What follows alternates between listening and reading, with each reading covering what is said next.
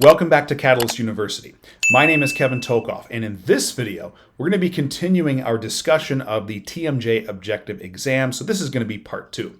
In part 1, we talked extensively about the neck items, so the cervical objective exam, and then we also mentioned scapular strength testing and thoracic mobility testing, which is not listed here. The big takeaway from that video is not only what cervical items are typical in an exam like this, but also you have to rule out the neck first before you ever even look at the TMJ. Because there are some cases where they have jaw pain and it is on the TMJ. There's no question. But it's not a TMJ case. It's a neck case. Because if you go through all these tests and you have even one test, maybe it's just simply cervical flexion, or maybe it's a strength test, and it reproduces their familiar jaw pain, that tells me that this is a neck case and that the jaw pain in all likelihood is just a symptom. So we're going to be treating mostly neck. If all of these are negative for reproducing jaw pain, there still could be impairments that we should also address going forward. But that would be a case where maybe there's a higher percentage of jaw treatments, but there's still probably going to be some neck, scapular, thoracic. So you need to know what the impairments are in the neck, but also if they reproduce the familiar jaw pain, you're treating this more as a neck case. Okay, I think I beat that to death here. Let's move on. So you do all these neck tests. You might have done scapular strength testing, thoracic mobility testing. You move on to the TMJ assessment, and these items are all over here. Now, a lot of what we're looking for here is purely observational, and that's especially when we get to TMJ active range of motion. So the first thing I'm going to do is I'm just going to see, is the TMJ on either side tender to palpation? And I'll usually do that in two positions. I'll do it with the mouth closed, and I'll do it with the mouth open. Usually, if it's tender to palpation, we're dealing with a higher irritability case, and you're going to want to be a little more careful going through the rest of the exam. If they're not tender to palpation, then you probably are going to be at liberty to do a little bit more with the jaw. Okay. And then we move on to TMJ active range of motion. The main movement I look at is mouth opening. And we can look at protrusion and lateral deviation, but there's a lot, and I mean a lot, of information that can be gleaned from mouth opening. We look at the quality of the movement. We can put our fingers on the TMJs and feel for certain things. There's a lot of information here, and some of it is also subjective reports by the patient.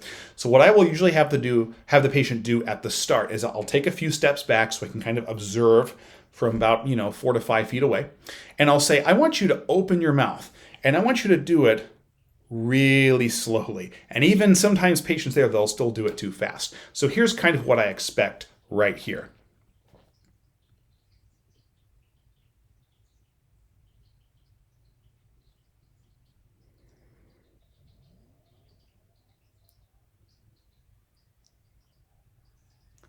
And then from there, I'll have them close it, also slowly.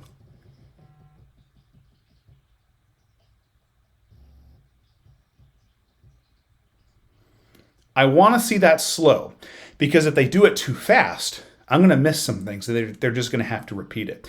And it's especially important to have them do it slow if they're high irritability. You only want to have them do this a minimal number of times, the minimum necessary to get the information you need. First of all, subjective reports of pain. Is it painful? Where is it painful? Not only the severity, but also the location. Is it actually on the TMJ, or is it maybe in the anterior neck? Sometimes you'll actually have issues there. Maybe it's just tight or something like that. So is there pain associated with it? We also want to know, is there clicking or popping?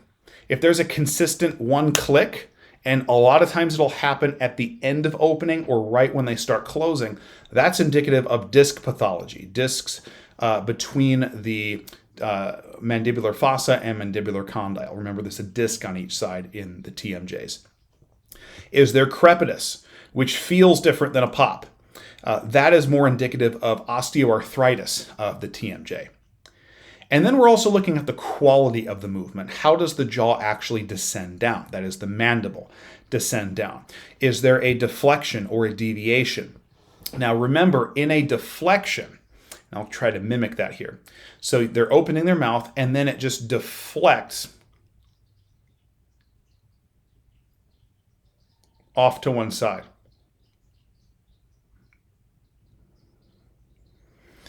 And usually with a deflection, whatever side it deflects off to, that is the stiff side. And that stiffness could be muscular, it could be capsular. We're going to be differentiating those as we go, but that's a deflection. For deviations, there's two types, a C curve and an S curve. And we cover this in more detail in other videos. But essentially a C curve is when the jaw comes down, it goes off to one side and then comes back to the center. And then when the jaw comes back up, it repeats that pattern or reverses that pattern. So this would be a C curve. And again, it will deviate off to the hypomobile side. So as the jaw descends, if it were to deviate off to my right side, I would guess that my right side would be the hypomobile side. Is it capsule? Is it muscle? That we will find out in just a little bit. And then an S curve. S curve is where it goes down off to one side, crosses midline, goes to the other side, and then comes, and then it reverses that pattern. So it's essentially two deviations, one to the right, one to the left, and that is indicative of bilateral hypomobility. So both sides are stiff. And in which one comes first, which deviation, which direction, that doesn't mean anything. All you know is both sides are stiff. The only way you're going to be able to determine how stiff they are is by actually doing a joint play assessment. So looking at joint restrictions. And this is where you get the glove on and you put your thumb back here and you actually assess for the amount of movement of that joint, okay? And you do enough of these and you will get the feel of what a hypomobile TMJ feels like. And if you have a joint restriction, in all likelihood, it is related to the joint capsule, okay? Keep that in mind.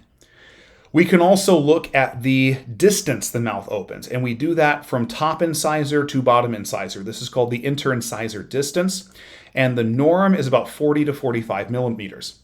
Now, my interincisor distance is about 80 millimeters. And you'd look at that and you'd say, well, that's hypermobile. Well, it depends on the person. It depends on their symptoms. It doesn't necessarily mean instability. It may mean a little bit of laxity, but remember, laxity is non-pathologic. Some people just have more laxity. Instability is pathologic. So if you have somebody that has a very high degree of mouth opening, that just may be their normal. It may not be anything related to their symptoms. If you have a smaller individual, maybe theirs is like 35 millimeters. Again, this is just the norm. They may be a little bit below average on a bell curve, but that may be normal for them. So it's important when you have a situation like that to ask them, was it always like that? Because maybe it was 40, 45, and it shrunk down to 35. Or maybe mine was originally 45 and it went up to 80. Well, that's probably something to investigate a little further. But we want to measure that interincisor distance. And we might also look at lateral deviation and protrusion. And protrusion and lateral deviation to either side, the normal movement is about 8 to 10 millimeters. Okay.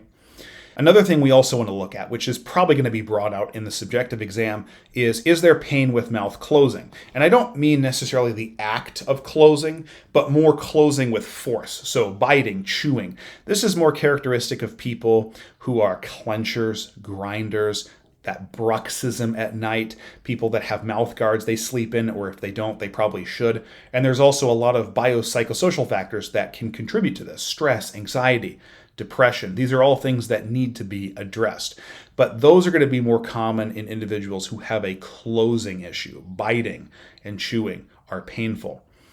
If you have somebody who has pain with mouth opening, generally that is a capsular restriction, which makes sense because the capsular pattern of the TMJ is limited mouth opening, limited mandibular depression. Okay? So depending on what's more painful, that gives you a strong clue as to how to go about treating them. We'll see that on the next slide in just a minute. It is also possible that you could have pain with both. We'll cover that on the next slide as well. The only other thing that you might consider looking at is mastication strength. And remember, there's 4 mastication muscles. You've got temporalis, masseter, and the medial and lateral pterygoids. In general, we do not strength test particular muscles because each movement has multiple muscles that contribute. So what we do instead is we assess the movement, the strength of that movement. And the main ones we're going to be looking at are depression, protrusion, and deviation, left and right. You can potentially look at mandibular elevation, so how hard they're able to bite, but that is extremely difficult and you have to have particular equipment to be able to do that. You're not going to strength test with your finger, they'll bite your finger off potentially, so you obviously wouldn't do that. But those are the 3 main ones, and they tend to give you a lot of information. Normally though, we don't need to go after the strength of those muscles. Usually it's other things, whether it be the capsule, whether it's muscle tightness, impairments in the neck, thoracic, and scapular regions, which leads us to the treatment selection. Now, I got 4 boxes in here, and by no means are we trying to put patients in a box. But kind of like the low back pain classification system, sometimes it helps to have a guide, especially when you haven't done a lot of TMD cases. So let's talk about the first 2. These are cases where you do not have any provocative cervical tests. And remember, what I mean by that is you did the cervical exam and there might be impairments, like maybe they got deep neck flexors that are weak, but nothing in that cluster reproduced any familiar jaw pain. So at the very least, we're thinking that there might be some contribution from the neck, but this is not being directly caused by the neck. So in one case, we have painfully limited mouth opening. So when mouth opening is painfully limited, almost always that is a capsular restriction. And how do you determine if it's a capsular restriction? You do a joint play assessment. Get the glove on, test it. Normally, it will be stiff.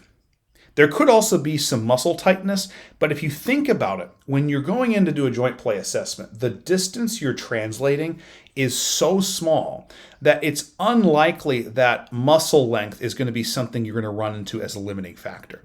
If you feel that that is a restricted movement, it is a very, very, very high probability that it is the joint capsule.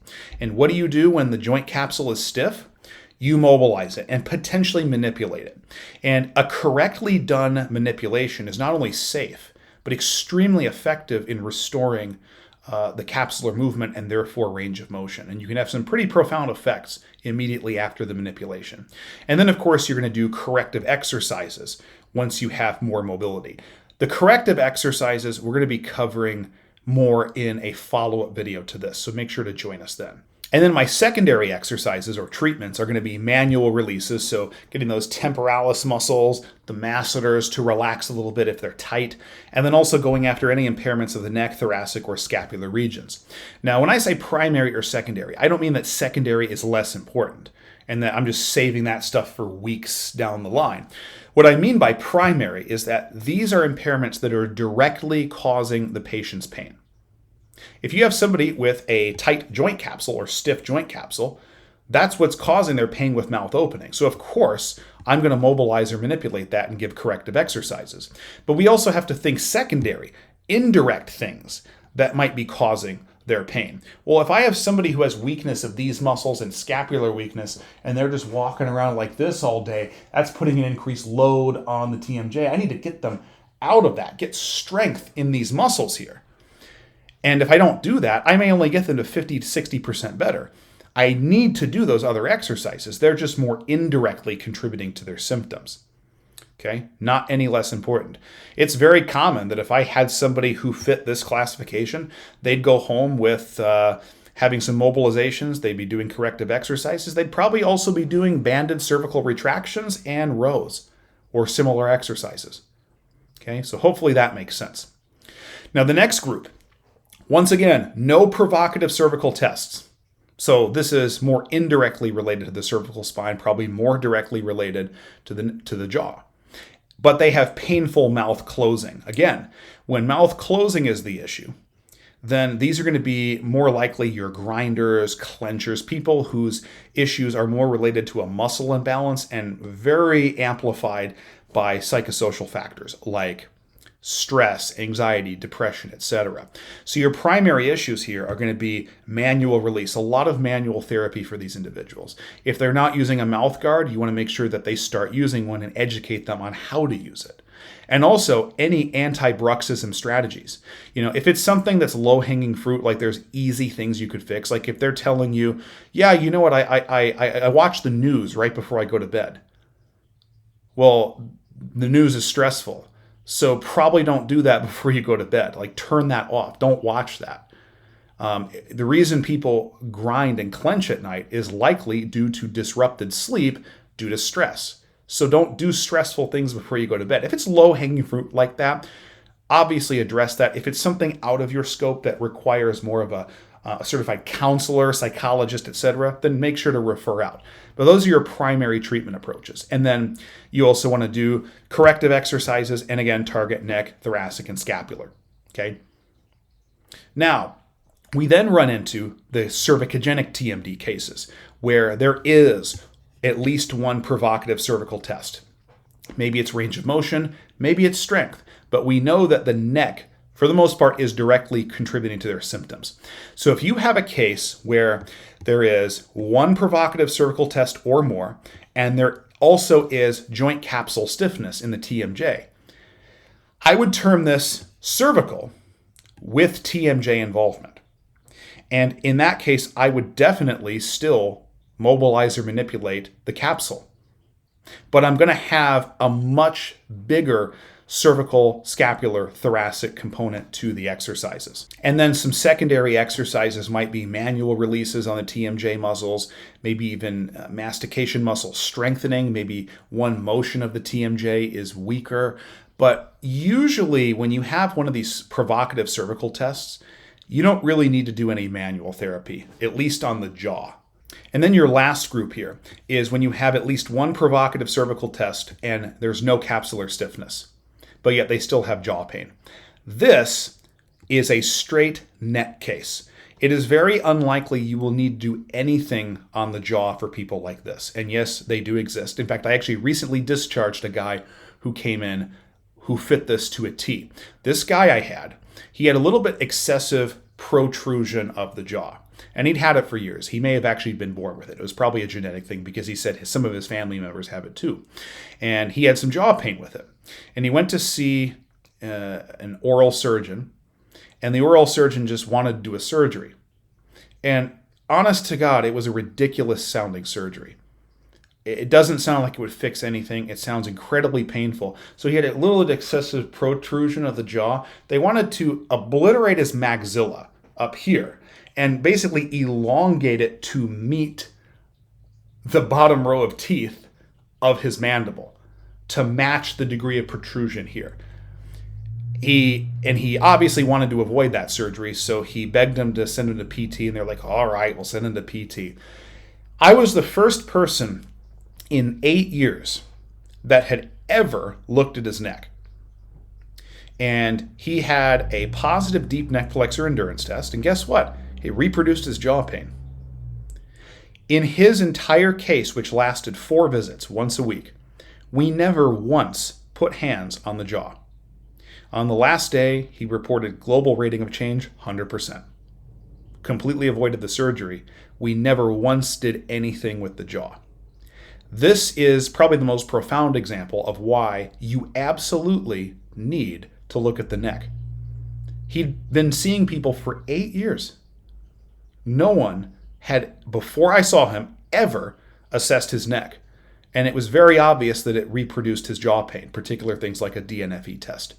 We did a combination of banded cervical retraction-based stuff, banded cervical flexion with a monster band. We did tons of rows, scapular strengthening, thoracic mobility, etc. All it took was 4 weeks and he was all better. Screen the neck. So,